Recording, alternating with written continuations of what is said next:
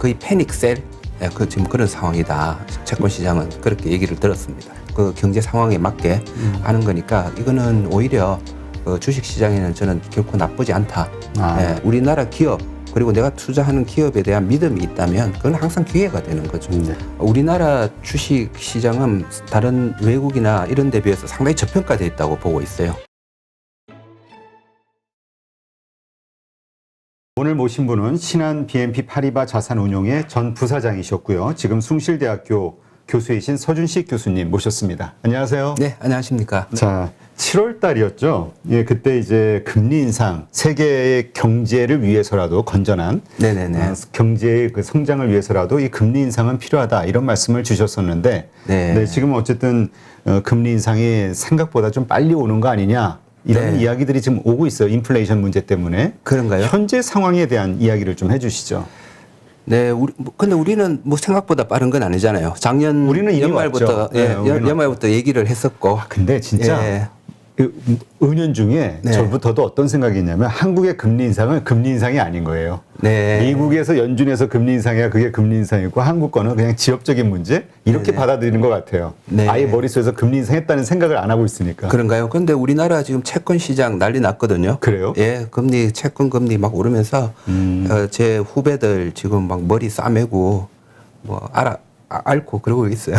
하긴 뭐 원래 많이 채권 쪽 아주 그냥 한국에서 가장 독보적인 분이셨으니까. 네. 근데 채권이 그렇게 하고 있다라는 그 수익률이 올라가고 있다는 금리가 오르고 있죠. 금리가. 그러니까 채권 시장 약세죠. 지금 초약세라고 보시면 돼요. 한때 그 1% 수준에 있던 그 국채 그 10년물 금리가 지금 2.5% 수준까지 꽤 많이 오른 거죠. 그렇게 보니까 거의 패닉셀 지금 그런 상황이다. 채권 시장은 그렇게 얘기를 들었습니다. 네. 그러니까 사실 이 금리 인상이 되면은 기존에 채권을 가지고 있는 투자자들은 큰 손해를 본다. 특히 장기채를 가지고 있을수록 장기채 손해를 많이 보죠. 왜냐하면 10년물이라면 1%가 금리 오르면 저는 2%에 샀는데 다른 3%로 금리가 1% 오르잖아요. 그러면 한 얼마 정도 손해를 볼 것 같아요? 그럼 매년 1%씩? 매년 1%씩 10년이면 10%? 예, 10% 손실을 보는 거죠. 채권에서 10% 손실은 상당히 큰 거거든요. 그렇죠. 안전하다는 건데 자산인데. 네. 그렇군요. 지금 그렇게 이제 한국이 이런 상황이라면 미국에서도 연준이 그런 일을 했을 때 미국의 국채 시장 혹은 전 세계의 그런 국채와 관련한 시장이 또 이런 뭐 변동을 겪겠네요, 혼란을. 네, 미국도 지금 금리가 계속 오르고 있는 중이고요. 뭐 약간 이렇게 굴곡이 있으면서 그래도 지금 상승세, 약세 시장을 보이고 있고, 그렇지만은 지금 미국이 제가 이제 작년 겨울에 말씀을 처음 드리면서 미국 금리를 좀 봐야 된다 드리면서 이거를 시작을 안 하면 오히려 시작을 빨리 안 하면 나중에 한꺼번에 해야 되기 때문에 시장이 큰 충격이 될 것이다. 하지만 지금 미리 시작을 빨리 하면 할수록 우리 주식 시장이나 실물 경제 시장에는 도움이 될 거다. 저는 이제 그런 내용을 말씀을 드렸고요. 그런데 지금 결론적으로 저는 상당히 마음이 조금 편한 편입니다. 금리 인상 자체가 좀 빠르게 사람들 생각보다는 좀 빠르게 진행되고 있는 것이 그리고 점진적으로 빨리 했기 때문에 점진적으로 할 수가 있는 거죠. 그렇죠. 네. 그러니까 사람들이 또 대비할 수가 있고 각 경제 주체들이 테이퍼링 이제 11월 다음 한 2, 3주 후 그 연준에서 이제 뭔가 스케줄이 나오지 않겠냐 이게 이제 시장의 컨센서스인데 근데 이렇게 되다 보니까 주식 시장에 참여한 분들은 겁나는 거예요. 이게 또 한 번에 급락이 올까 봐. 그렇죠. 근데 또 요즘 또 스물스물 올라오는 의견들은 이미 충분히 면역이 돼서 오히려 그게 상승의 신호가 될 거야. 이런 분들도 있어요. 네, 이거 거품을 한꺼번에 터뜨리는 금리 인상이 아니고 한꺼번에 돈을 갑자기 뭐든 갑작스럽게 하는 그런 게 위험하거든요. 이거는 이제 서서히 천천히 하겠다는 그런 거니까 그 경제 상황에 맞게 하는 거니까 이거는 오히려 주식 시장에는 저는 결코 나쁘지 않다. 이게 악재가 되게 어렵다. 오히려 지금 금리 인상 쪽은 우리 한국도 그렇고요. 미국도 늦추고 있다면 불안할 거다. 저는 그런 생각입니다. 그렇다면 연준 이렇게 좀 빠르게 그 인플레이션에 대한 우려로 그 이러한 금리 인상이 됐든 테이퍼링이 이제 빨라지는 것 자체. 근데 인플레이션에는 악재가 있지만 그럼에도 불구하고 우리 경제에는 좋은 현상이다. 이렇게 네. 보시는 거군요. 네네. 그리고 인플레이션은 지금 생겨나는 악재가 아니고요. 이미 있었던 지금 우리가 잠재하고 있는 가지고 있는 악재고요. 거기 이 잠재하고 있는 인플레이션이라는 그 악재를 해소시키기 위해서 금리 인상이나 그 테이퍼링 이런 거를 시도를 하는 거거든요. 그렇기 때문에 지금 어떤 문제를 해결하는 방향이기 때문에 저는 좋게 보는 거고요. 그 인플레이션은 과거에 뭐 1% 금리 그 물가 상승이 1% 되고 2% 되고 뭐 이 정도가 무슨 인플레이션이냐 하지만은 실제로는 그게 인플레이션이 아니거든요. 실제로 우리가 살면서 꼭 소비해야 되는 그 상품들, 물건들의 그 부담, 가격 부담이 커지는 게 인플레이션이라고 봐야 되고요. 왜냐하면 그게 커지면 그게 커지면 내가 다른 거를 소비할 수 있는 여력이 줄어드니까 그 잠재 수요, 유효 수요를 줄여주니까 그게 경제에 굉장히 악영향을 미치거든요. 그래서 그 수치가 중요한 게 아니고 실제로 미국이든 한국이든 제가 부동산을 보셔야 된다라고 말씀을 드렸고 부동산 가격이 많이 올랐기 때문에 그 부동산 가격에 내가 나의 소득을 지출하고 남는 돈으로 다른 걸 소비하기에는 경제가 그러니까 안 좋아지는 거죠. 그렇기 때문에 그런 문제들을 지금 해결을 하려고 하는 거기 때문에 인플레이션도 사실은 그렇게 크게 이게 주식 시장을 뭐 위협이 되는 그런 존재다. 그렇게 볼 수는 없을 것 같습니다. 아, 예. 그렇군요. 그러면 지금 우리가 그러한 이유로 인플레이션에 대한 걱정, 그러니까 인플레이션이 일어나게 되면 국채금리, 그러니까 미국채 금리가 오르게 되잖아요. 네네네. 그러한 현상들 때문에 주식시장이 흔들리는데 그러한 이유로 흔들릴 때 내가 좀 불안해해가지고 팔거나 할 이유는 없다. 이렇게도 볼 수 있는 건가요? 어느 정도의 인플레이션은 주식시장에는 그렇게 악재만은 아니거든요. 호재거든요. 인플레이션의 뜻은 또 상품 가격이 오르는 거기 때문에 주식, 기업, 그죠? 그 상품을 판매하는 기업의 입장에서는 또 좋은 면도 있는 거거든요. 네. 뭐 수요자들 입장에서는 나쁜 거지만은 뭐 그런 부분이 있기 때문에 이게 꼭 악재만은 아니다. 그리고 이미 그 인플레이션은 최근 몇 년간 일어났고 이제 이게 치유되는 과정이다. 금리 상승을 통해서 금리 인상 그리고 금리 인상과 동반하는 금리 수준이 오르는 건 뭐 필연적이고요. 이거를 통해서 자금들이 서서히 좀 그 이때까지 돈의 힘으로 크게 거품이 있던 부분들이 조금 이렇게 수그러지는 그런 현상이 나타나겠죠. 네. 자, 그러면 그러한 것들이 시장에 큰 위협이 되는 게 아니라고 하면은 이제 우리가 그러한 변동성이 있어서 뭔가 주가가 급락하거나 할 때가 오히려 저가 매수의 기회다. 이렇게 볼 수도 있을 것 같기는 한데요. 네, 저는 그렇게 생각합니다. 근데 이 시장이요. 시장이 요새 참 재미가 없거든요. 그 원인 중에 하나는 외국인이 매수를 안 해주고 이제 지금은 안 팔기만을 바라는 어떤 그런 상황이란 말이죠. 네. 그 외국인의 매수가 들어와야 대형주가 좀 움직일 텐데 대부분 올 초 주린이들, 그러니까 개인 투자자들 들어와서 우량주 중심, 수출주, 대형주 중심으로 샀는데 쭉 빠졌단 말이죠. 작년 하반기 말서부터 시작해가지고 상승해서 계속. 그러니까 이제 외국인이 좀 돌아와 주기를 기다리는데 지금 달러 강세가 계속되다 보니까 이것도 쉽지 않다. 이런 의견이 많거든요. 달러 강세추이다. 환율이 참 약세 어떻게 보면 저는 한 1,100원 정도를 적정 수준으로 보고 있는데 그리고 사실은 여러 가지 그 펀더멘탈이나 그 거시 경제를 봤을 때 우리나라 환율은 좀 강해져야 되거든요. 왜냐하면 그 무역 수지 흑자 추이를 보고 외환 보유고 추이 이런 거를 보면 상당히 지금 환율이 1,200원 수준 가까이 있다는 거는 우리나라 경제에 상당히 도움되는 수준이에요. 그렇죠. 현대자동차 이익이 많이 생기는 거니까. 이제 그거 처음 제가 작년에 왔을 때 말씀을 드린 건데 그런 식으로 우리한테 도움이 되고 계속 그러면 외환 보유고 계속 높아갈 거고 무역 수지도 계속 괜찮을 것 같아요. 지금처럼. 근데 참 이상하게 뉴스 검색하니까 사실은 이 정도 무역 수지 수준이면 축제 분위기여야 되는데 좀 언론에는 참 이런 게 잘 안 알려져 있던데 굉장히 기본적이고 중요한 지표거든요. 우리나라에서는. 그래서 이제 보니까 이 정도는 상당히 괜찮고 이런 수준이 계속 지속될 거로 예상이 되고 이렇게 된다면 우리나라 환율은 좀 강해져야 되는데 지금의 환율은 사실은 그거하고 상관없이 좀 약간 우리한테 유리한 환율을 유지하고 있으니까 저는 뭐 오히려 그게 좋다. 예, 그런 그러나 생각도 그게 합니다. 예. 그 주식시장을 끌어올리는 수급의 주체인 외국인들은 반대로 지금 투자하기가 어려운 상황이잖아요. 환율 때문에 겁나서. 예. 그러니까 이게 앞으로도 그렇게 예상하고 전망하고 그 동시에 그 인과관계를 중요하게 생각하지 않고 환율의 상관관계를 중요하게 생각하는 일부 그 트레이더들은 그게 부담이 되겠죠. 그러면 우리가 이 환율의 인과관계를 중요하게 생각하는 그러니까 이 환율이 원인이 돼서 우리나라의 경제가 좋아질 거다라고 생각하는 분들은 그런 분들이 장기 투자로 사야 되죠. 예.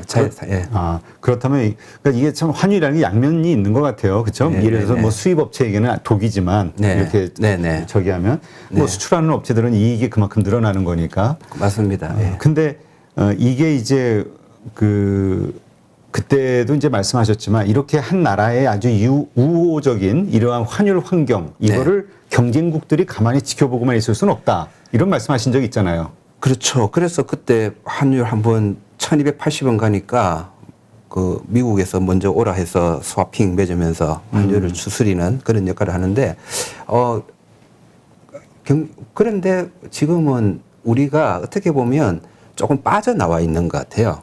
이게 그러니까 우리가 중국과 미국 사이에서 어떻게 보면 그 감시 대상이 아닌 그냥 어느 정도 용인을 해주는 약간 그런 상황이다라고 저는. 원래 미국에서는 이런 그 불공정 무역 국가 리스트 이렇게 하는 거 거기에 대한 환율 조작국에 대한 뭐 이런 리스트 같은 게 있잖아요. 있죠. 거기 한국이 사실은 걸린다고 하던데. 항상 그 와치 리스트에는 있죠. 항상 이렇게 감시 대상은 되는데 지금 우리가 어떤 한국은행이나 정부가 환율을 일부러 이렇게 하지는 않고 있거든요.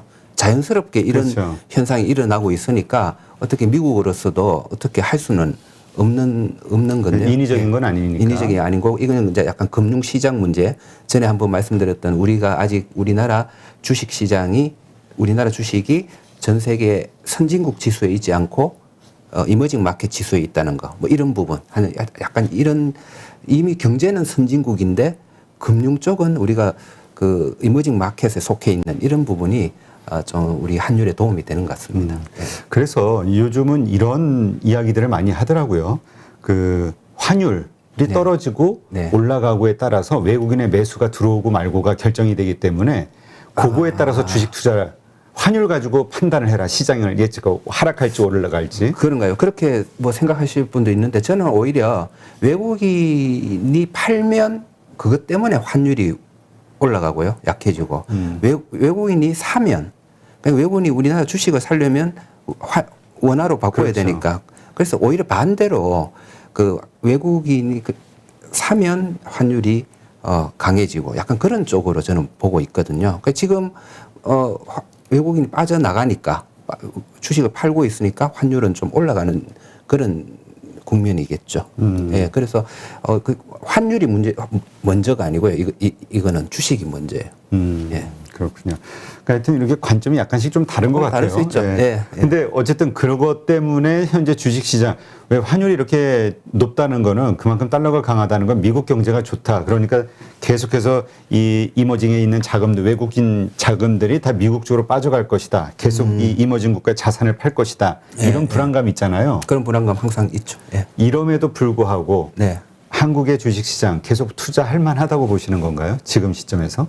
저는 오히려 그런 문제가 좀 부각이 돼서 더 주가가 빠진다면 조정을 받는다면 그때는 다시 좀 매수를 하는 그 기회를 보는 거라고 생각을 하고요.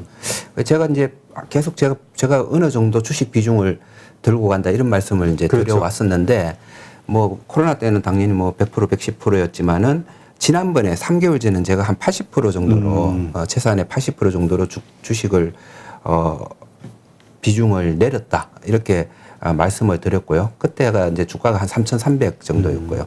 그리고 사실은 주가가 그 좀 큰 폭으로 조정을 좀 받아주면 저는 이제 매수를 좀 더 하려는 생각이 많았었는데요. 뭐 2,900선에서 2,900, 그러니까 2,900선에 사야 되는데 사실은 제가 많이 가지고 있었던 게 제가 말씀드렸지만은 금융주였잖아요. 금융주는 위주로. 올해 계속 많이 올랐잖아요. 그러니까 저는 이제 빠지면 살려고 하는데 이것들은 안 빠지고 있으니까 오히려 좀 살 기회가 없었죠. 그래서 이렇게 좀 그때 빠졌을 때 최근에 뭐 3,000포인트, 2,900포인트 이렇게 갔을 때는 기본에 있던 금융주를 늘리지는 못하고 다른 배당주나 이런 것 중에서 좀 하락 많이 되는 거 이런 거 조금씩 그래서 그런 것도 잘 안 빠지더라고요. 이번 장에는. 그래서 그런 걸 좀 추가적으로 매입하면서 한 85%? 뭐 그 정도로 이렇게 늘리긴 했었는데, 주가가 예를 들면 저는 이 정도 가치가 있는 건데, 이 정도 이렇게 맛있는 거 항상 그 워렌 버핏이 얘기하는 거잖아요. 햄버거 가격이 떨어지면 좋은 거냐 나쁜 거냐. 난 좋은 거다. 가격이 떨어지면 난 계속 더 많이 먹을 수 있으니까. 더 먹을 수 있으니까. 예, 그 얘기처럼 뭐 어떤 그런 외생 변수 이런 것들이 이런 걸로 가격은 흔들리지만은 우리나라 기업 그리고 내가 투자하는 기업에 대한 믿음이 있다면 그건 항상 기회가 되는 거죠. 네. 예. 사실 우리 서 교수님은 이제 가치 투자의 아주 대명사이신 분이신데 한국에서 3개월 전에 그 금융주 얘기하셨을 때 참 많은 분들이 이게 답답하게 무슨 금융주냐 지금 시점에 네. 이런 얘기 많이 했었단 말이에요. 네. 근데 이제 3개월이라는 시간이 지나고 보니까 금융주 섹터만 정말 계속 올라온 이 그래프가 나왔단 말이죠. 쌌으니까요. 가장 쌌으니까요. 예.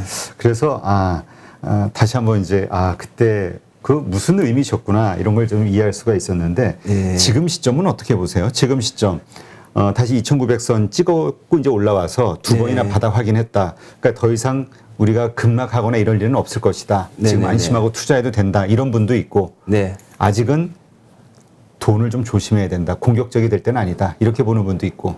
여전히 저는 우리나라 주식 시장은 다른 외국이나 이런 데 비해서 상당히 저평가되어 있다고 보고 있어요. 그 제가 이제 지난번에는 삼성전자 좀 비싸다 네. 했는데 최근 다른 이제 유튜브에서는 7만 원에서는 그래도 보유하시자 여기서는 손절하는 건 아니다라는 그런 말씀을 드렸고 그거는 제 가치 계산에 의해서 그 정도 7만 원 정도면 이제 보유. 뭐 저 같은 경우는 아마 좀 더 빠져야 매수는 좀 더 빠져야 하는 거지만 지금 보유는 보유. 할 수 있는 정도 가격 수준이다라고 이제 말씀을 드리는데 우리나라 그렇게 삼성전자에 대해서 제가 좀 가격 높을 때 좀 안 좋게 봤잖아요. 비싸다. 그래서 좀 이런 비싸다고 얘기를 그러셨었죠. 자꾸 하니까 그 친구들이나 이렇게 얘기하더라고요. 다른 그 대만이나 미국이나 이런 데 반도체 기업하고 비교해 보면 너무 싸다. 왜 그런데도 왜 비싸다고 그러냐라는 그런 좀 불만을 많이 들었는데요. 그거는 사실 그거는 저도 인정을 해요. 너무 싸요. 우리나라가 지금 모든 시장들이 저평가돼 있어요. 그래서 사실은 우리가 삼성전자도 외국 그 해외 기준으로 보면 싼데 그렇지만은 저는 그래도 우리 국내 주식들과 비교를 해서 지금 비싸다라고 얘기를 하는 거고요. 그래서 삼성전자가 앞으로 계속 가격이 올라가고 높아지고 이렇게 하기 위해서는 우리나라 시장에 좀 핸디캡들이 좀 사라져야 된다. 우리나라가 그 주식 시장의 핸디캡이 지난번에 좀 있거든요. 그 지난번에도 말씀드렸지만은 너무 이제 부동산 쪽에 치우치는 그 자산 배분, 부동산 치우치고 그래서 근데 그런 거는 지금 요즘 부동산으로 가는 자금을 세금이나 이런 걸 통해 가지고 좀 막고 있기 때문에 그다음 그래서 주식 시장이 사실은 어느 정도 이렇게 다시 작년이나 이렇게 좋아진 이유 중에 저는 하나라고 그렇게 보고 있고요. 그다음에 우리 삼성전자 같은 경우는 좀 드리고 싶은 게 아주 명품 핸드백이 맞아요. 좋은 기업이죠. 명품 기업이죠. 예, 명품 기업이죠. 그런데 이거를 지금 재래시장에서 팔고 있어요. 예, 백화점에서 팔고 있지 않아요. 우리 한국거래소가 전 세계 시장 안에서 봤을 때는 지금 너무 재래시장이에요. 지금 여기에 대한 우리 그 주식 투자자, 우리 국민들이 주식 투자하고 이런데 도움이 되고 그 부의 효과를 주기 위해서는 그리고 많은 사람들이 주식을 많이 보유해서 기업이 잘 되면 국민들의 부도 같이 증가하는 이런 순효과를 미국처럼 그렇게 보기 위해서는 지금 그 우리나라 한국거래소를 중심으로 한 이 주식 그 시스템 이쪽을 상당히 개선을 좀 많이 시킬 필요가 있다라고 생각을 하고요. 그러니까 쿠팡 같은 회사들이 우리나라에서 상장을 안 하잖아요. 예, 그런 미국에 가서. 예, 그렇게 되는 이유거든요. 그래서 좀 그런 것들이 저는 이제 차기 정부가 누가 될지는 모르겠지만은 하여튼 이런 쪽에 좀 손을 좀 많이 봤으면 좋겠다. 어떤 좀 그런 생각을 하고 근데 있습니다. 지난번에도 사실 그 말씀하셨죠. 그 네. 우리 증권거래소를 좀 민영화해야 된다. 민영화하고 예, 합종 연행하고 근데 다국적 기업으로 만들어야 된다. 우리 한국거래소. 그러니까 우리가 어떤 부분이 그렇게 낙후됐기 때문에 그렇게 우리 주가가 네네. 저평가될 수 있는 요인이 되는 것인지 잘 이해는 안 가거든요. 거래소라는 건 다 그냥 상장하고 그 거래가 뭐 시스템에 의해서 거래하고 이렇게 되는 게 아닌가요? 그냥 그러니까 그게 이제 재래시장은 그렇죠. 그렇죠. 예, 그러니까 지금이 이제 그런 모습이죠. 예, 그러니까 지금 미국의 월스트리트 같은 월스트리트 그리고 거래소 시장들이 뭐 이렇게 있는 거기에 대한 거기에 레putation 그리고 거기에 몰려 들어오는 자금의 양 그리고 그게 확장성 전 세계 시장에서의 확장성 이런 게 중요해요. 삼성전자가 우리나라 국민들한테만 반도체 팔면 안 되듯이 안 되고 전 세계에 반도체를 파는 것처럼 우리 그 한국 거래소도 다국적 기업이 돼서 하여튼 그 레pu테이션을 높이고 그리고 사실은 다른 그 뭐 중국이든 미국이든 유럽이든 간에 서로 교차 지분 교환 같은 거를 해가지고요. 거래소끼리? 예, 거래소가 더 이상 이거는 한국만의 거래소가 아닌 세계 속의 거래소가 되면 그 외국 사람들이 외국 그 투자 자금들이 그 접근성이 좋아지죠. 자금들이 접근성이 좋아지죠. 그 접근성이 좋아지기 때문에 미국에는 쿠팡이 상장되면 돈이 몰려가서 그 가격에 상장이 되잖아요. 그래서 우리도 그런 자금이 몰려들 수 있는 그런 유인을 자꾸 할 수 있는 그러니까 소비자들 그러니까 기업은 소비자들을 늘려야 되고 한국거래소는 그런 자금의 유입을 활성화시킬 수 있는 모든 방법을 모색해야 되는데 그거를 민영화가 되어서 해야 되지 그냥 통제하고 컨트롤을 하고 지금 거의 우리나라는 그 약간 국영화돼 있는 느낌이거든요. 단체금융이죠. 예, 예. 그래서 이거 좀 벗어나는 게 맞을 것 같습니다. 그러니까 이게 민영화가 돼서 그리고 이제 이걸 상장하게 되면은 네. 다른 데서도 지분을 갖게 되면은 여기 이런 게 있다. 그러니까 그 홍보 자체가 되는 거잖아요. 네. 예. 그리고 그것 때문에 관심이 커지고 뭐 더 좋은 기업들도 이쪽에서 상장하려는 시도들이 있고 다 자연히 돈은 또 따라오게 되는 거고. 그렇죠. 이런 식으로. 예, 예. 찾아오는 백화점 그 백화점 가서 이번에 쇼핑해야지.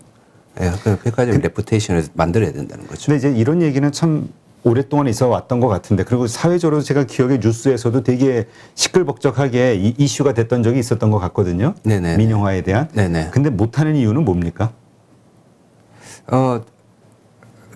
이게 뭐 정치적인 문제인가요? 예, 정치적인 문제라기보다 조금 한국거래소나 그 정권금융 같은 이런 그 시스템 어떻게 보면 주주들은 다 그 민간이거든요. 네. 그렇지만 그거를 컨트롤을 하고 싶은 어떤 그 저는 일부 그 관료, 행정 쪽에 편의상 뭐 그런 문제가 많다고 보고 있습니다. 네, 네. 그렇군요. 하여튼 우리가 정말 진짜 그 말씀이 딱 맞네요. 명품을 재래시장에서 팔면은 제값을 못 받죠. 예, 삼성전자가 지금 그렇습니다. 예. 네, 하여튼 뭔가 이번 기회에 좀 우리 전반적으로 금융에 대한 어떤 개혁 같은 게 좀 일어났으면 좋겠다는 생각이 드네요. 네. 그런 얘기 하시는 분도 있어요. 우리 이머징, MSCI 이머징에서 탈피해야 된다. 이제 그거는 저는 지난번에 얘기했을 때 좋은 점도 있고 나쁜 점도 있다. 예. 용꼬리가 될 것이냐, 아니 뱀의 머리가 될 것이냐. 이거 선진국 지수가 되면 당장 좋아지는데 그러면 이제 환율이 우리도 일본처럼 돼버리면 일본처럼 세계 위기가 왔을 때 우리 환율까지 강해져 버려.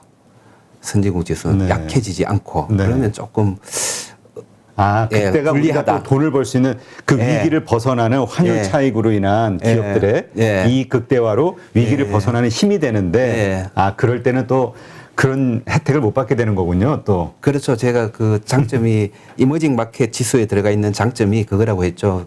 세계가 경제가 안 좋을 때 우리는 환율이 올라가서 오히려 덕을 볼 수 있다. 오아시스가 된다. 그렇게. 네, 참 어렵네요. 이거 무엇을 선택할 예. 것이냐. 그래서 그거는 조금 한 5년 뒤에 됐으면 좋겠어요. 선진국. 그러니까 일단은 예. 증권거래소라도 우리 민영화를 하자. 예, 그거는 좀 빨리 해야 될 것 같습니다. 네, 알겠습니다. 하여튼 우리가 많은 분들이 관심을 갖고 이렇게 이야기하다 보면은 뭐 정치권이나 뭐죠? 행정. 예, 행정 쪽 예, 관련 부서에서도 이제 고민을 좀 하겠죠. 네.